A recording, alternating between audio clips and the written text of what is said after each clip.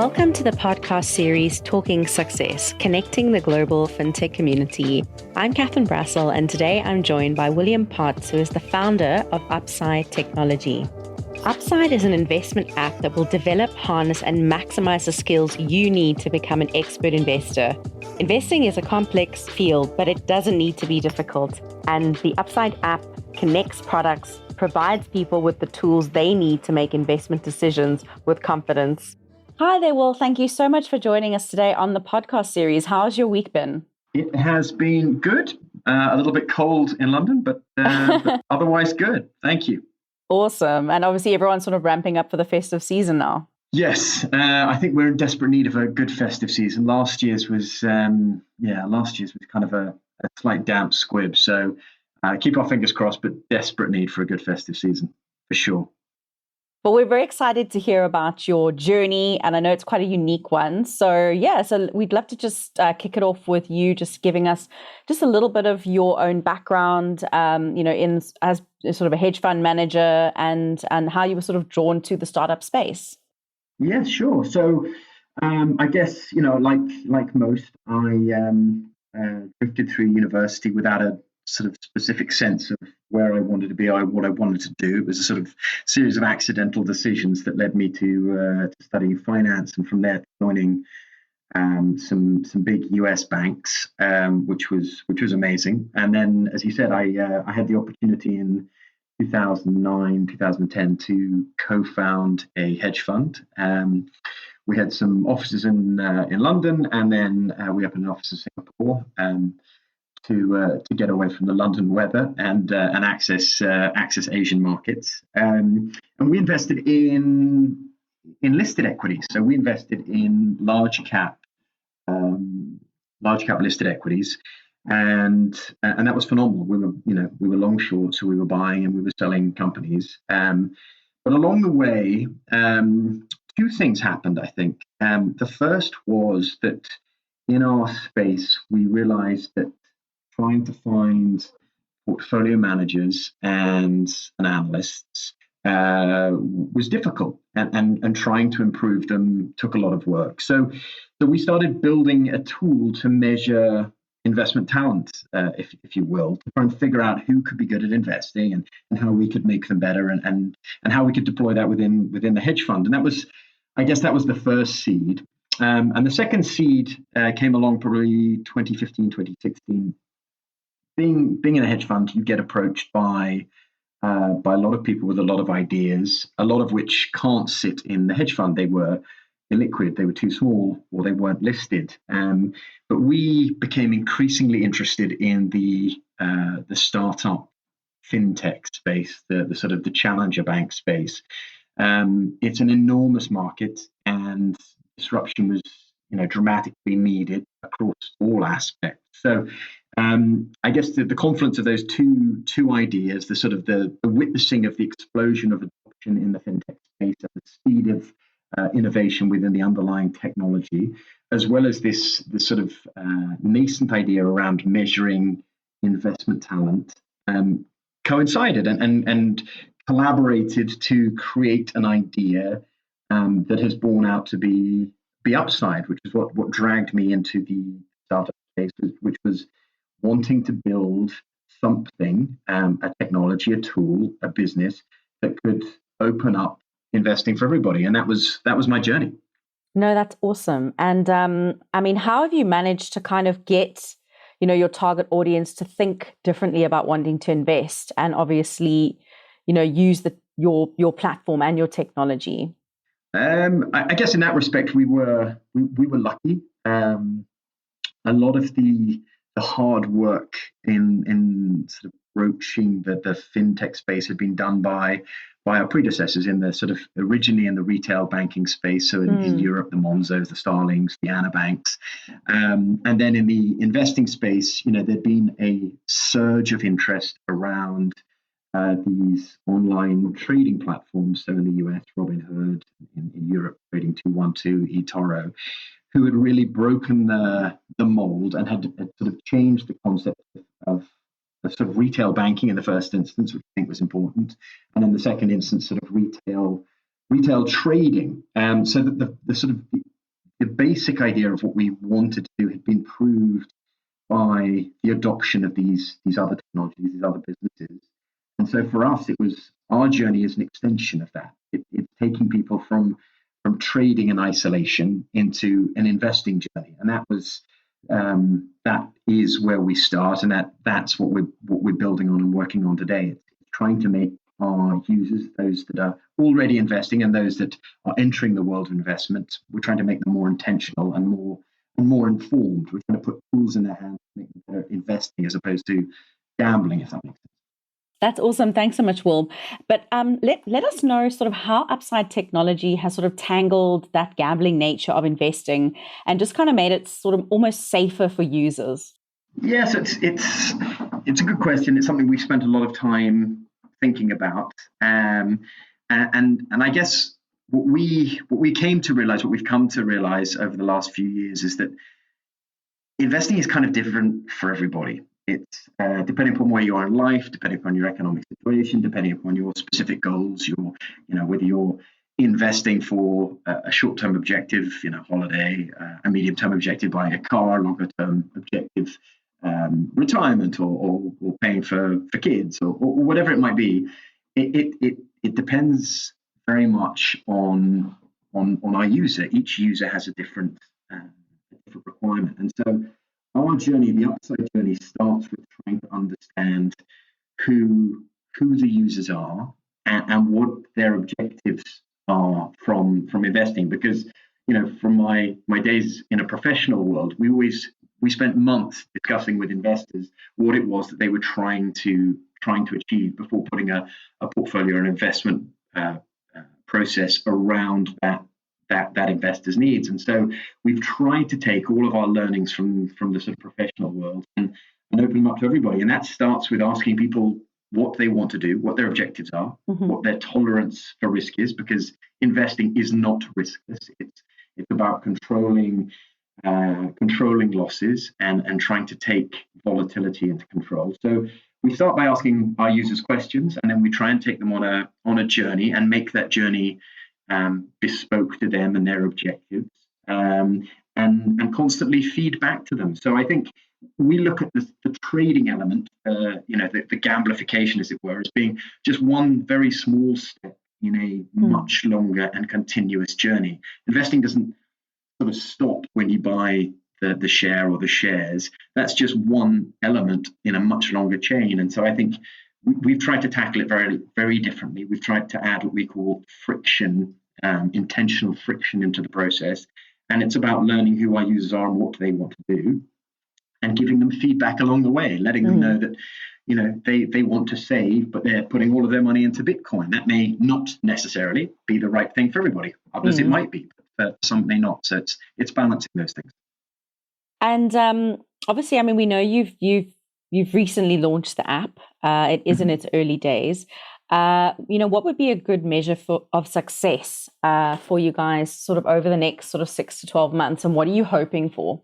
It's I think there's a number of measures of success for us outside of the fundraising exercise, and I think that's probably a corollary to the sort of in-app success. And my measure for that is twofold. It's an increase in users, and it's an increase in user in-app time. So the longer people spend in the app, I think that for me will be a demonstration of its value. But in the end, the ultimate metric for us as to whether or not we're succeeding and how we're succeeding is being able to get feedback from our users and quantitatively prove that by using Upside, we've made them better investors. That would be the ultimate goal. That is the constant, ongoing ultimate goal, to stop people in the first instance losing as much as they are, and in the second instance start to help them make more money. And I think that's an objective that's not just for next year, that's for every year. But that will be the ultimate proof of the pudding, is that we can get our users to be more intentional and to start generating the returns that they want, taking the risk that they can tolerate. And that would be magnificent if when we do that, that will be the ultimate proof that we've succeeded. And how would you say that you guys are kind of disrupting the industry of investing as it stands at the moment? Well, I think investing today is, and you see this in measures, sort of reports that are put out country by country. But the UK, for example, has got slightly over 32 million people that are engaged in active employment, working age, as it were, of which only 10% are actively investing, which seems amazing to me. That does seem It crazy. tells me two things. It's non-accessible, right? Investing just doesn't feel accessible for most people, or doesn't feel safe for most people. And that tells me that the system, as it currently stands, is structurally flawed. It's available to a very small number of high net worth or higher net worth individuals. It's expensive to access. And whilst we're in an age of informational omnipotence, I think people are worried about what information is real, what information is relevant, what's true for them. And so, for us, it's opening up investing as much as it is disrupting it. It's making it accessible to people because, investing is easy. It should be something. Financial literacy is one of the only ways that we're going to close the ever expanding wealth gap that we're seeing, compounded by this monetary expansion. So the first part is disrupting its access, but the second thing is it's making it an easier transmission mechanism. What we see today is those that want to invest go through multiple layers in order to get to ultimate investments. You go through your advisor, who then goes to his broker, who then recommends a series of funds that are managed by a third party, and so the fees and the obfuscation or the lack of clarity, I think, compound the effect. So we think we're upending it top to bottom, and it's an industry that desperately needs it to be changed because it hasn't changed in 40 or 50 years. Correct. Yeah. Well, let's hope that there is a lot of change. And just kind of circling back, to kind of when, you were more in the sort of the early stages, getting Upside technology off the ground and obviously being in the startup space. What sort of advice would you have for people kind of working in a similar sort of, I would say, similar kind of industry at the moment and being in the startup space like yourself in FinTech? Yeah, so I think that lots of bits of advice. The first thing is, you're not going to get it right first time. Get ready for mistakes, and get ready for rejection. You're going to tell a lot of people, and the more you're going to tell a lot of people about your idea, and that process is iterative. Don't take rejection as being an indication of a bad idea, but listen to feedback. It's that hard balance. So I think you've got to build resilience. I think that's hugely important, particularly when you're trying to do something that's going to change the status quo. Most people like the status quo, so changing it naturally means you're going to sit outside of that. Perseverance, I think that's hugely important. But probably the single biggest lesson I think I've learned in building Upside is trying to remain focused. We've got a big vision and a big dream for what we want to do with Upside, but I think we've spent many, many months, perhaps wasted many months, thinking about where we're going to be in 5 years rather than what we can build for users today. And I think that sort of focusing on, whatever you call it, your MVP or your user acquisition model, or whatever it is that you're going to roll out first, remain relentlessly focused on the first user, the user test case, because we spent too long getting excited and worrying about where we'd be in 5 years. And I think the big lesson for me was to focus on the first version of the product. It isn't going to be perfect first time. Accept that and get on and build it, and then iterate really quickly. So those would be my my bits of advice. But the main one, perseverance. Don't give up.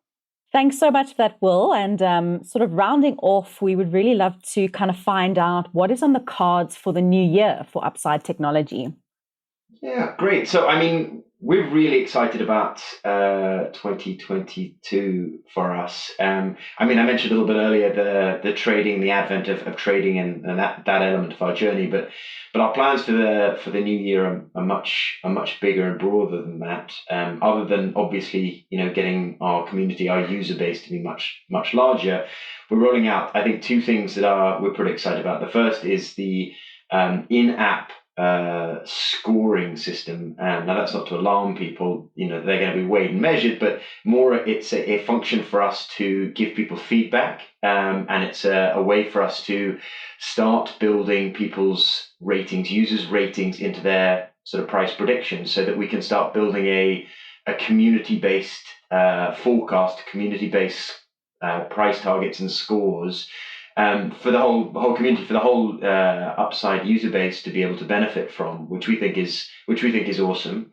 And the second part, which sort of feeds on from that, is something we call marketplace, which we really think is unique, and the nub of which is that users, active users of the Upside app, will themselves be able to be paid for their ideas. So I guess the way this would work is, we think we are going to help people get better at investing, become more intentional and more confident in the way they invest. But and in that, we hope that users will start seeing a benefit in the economic return that they make on their own investments. But we think that the sort of game changer here is the ability to say, look, your opinions actually are useful to the whole community, the whole user base, the whole ecosystem.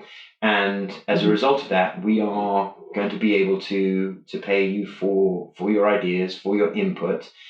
Even if you might not think that your ideas are so important, when we collect those opinions together, it may turn out that you, paired with somebody in Johannesburg, paired with somebody in Brisbane, paired with somebody in Kuala Lumpur, may together prove to be super forecasters. And that is extremely valuable, not just for Upside, but for all of Upside's users. And so we've developed a mechanism that will allow users to be paid through the marketplace next year, which we're really excited about, because we think that really does change the dynamics for people and the way that they would want to integrate and operate with Upside over the weeks, months, and years ahead.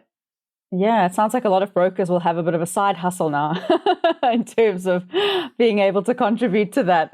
Well, we hope so. We hope, we found all sorts of fascinating things, which I won't bore you with today, but it turns out that, your longevity in the finance community, finance industry, isn't necessarily a good predictor of how good you are at picking stocks, but also making forecasts. People are very good at, without knowing it, at picking up trends, walking past shop windows, realizing, that particular brand may be about to replace another brand, and habits. And when we see this stuff the whole time. This sort of concept of wisdom of the crowds is very, very important. So we hope it's more than just brokers having a side hustle. We hope it's everybody having a side hustle, because the collective wisdom is extraordinarily powerful, and we're pretty excited by it. So. No, and we're excited as well. So it's definitely something to watch for next year. And so we're very exciting to kind of follow you guys and see all of that come to fruition. So thank you so much today for joining us, Will. My pleasure. Thank you very much for having me, for having us, and I look forward to catching up in the future.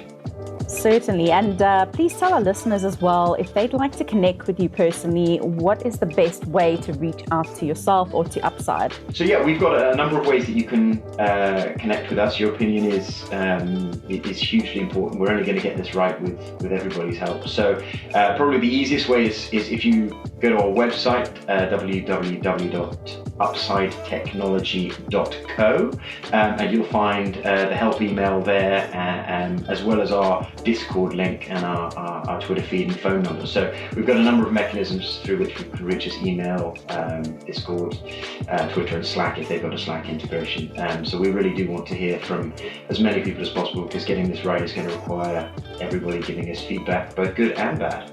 Thanks so much again, William, for your time, and all the very best. Thank you very much. Thank you. Okay, cheers. Thank you for listening to this week's episode, Talking Success, connecting the global FinTech community. Please follow us on LinkedIn under Talent in the Cloud, or if you're interested in exec talent, expanding your FinTech team, or you yourself are looking for an exciting change in your career, please check out our website, talentinthecloud.io.